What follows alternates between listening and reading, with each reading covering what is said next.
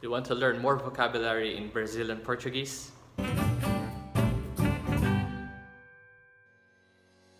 Hi guys, I'm Teacher Paul. This is the second part of my video about cognate rules that exist between Portuguese and English.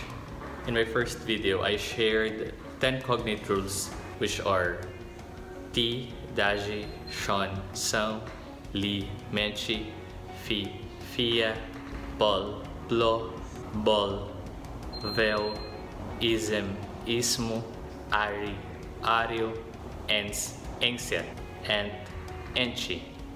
So today I'm gonna share 10 more cognate rules that are most common between Portuguese and English.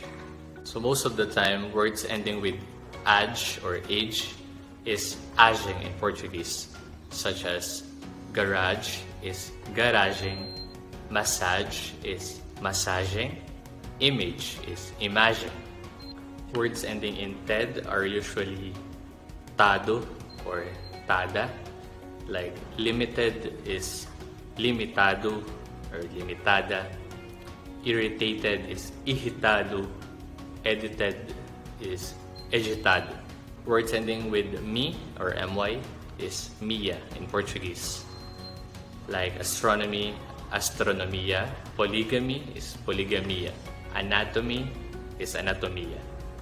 Words that end with g or gy is gia in Portuguese most of the time, like ideology, ideologia, technology is tecnologia, strategy is estratégia.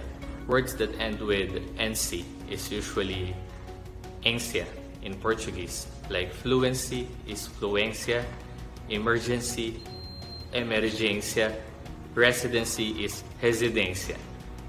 Words that end with iv or ive is most of the time evo or eva, like motive is motivo, executive is executivo, positive is positivo. Words that end with jon or gion in English is usually gião in Portuguese, like religion is religião, region is região, legion is legião.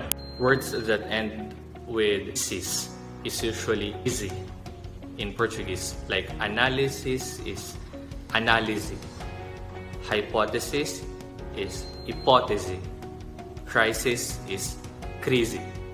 Words with the suffix us or ous in English are usually oso or osa in Portuguese, like famous is famoso or famosa, mysterious is misterioso, religious is religioso or religiosa. Last is the suffix ist or ist. It usually has an equivalent of isto or ista in Portuguese, like economist is economista, journalist is jornalista, artist is artista. By applying these rules, try to guess the meaning of these Portuguese words.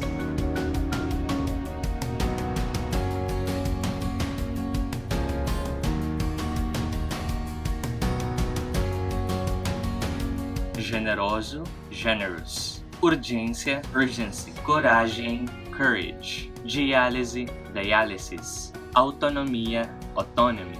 Abusivo, abusive. Dentista, dentist. While it is true that cognates are useful in enriching your vocabulary, we should bear in mind that there are false cognates, by which these rules do not apply. This is the very reason why I use the phrase most of the time, or are usually, because these cognates rules do not apply at all times. It's not always applicable in all words in Portuguese.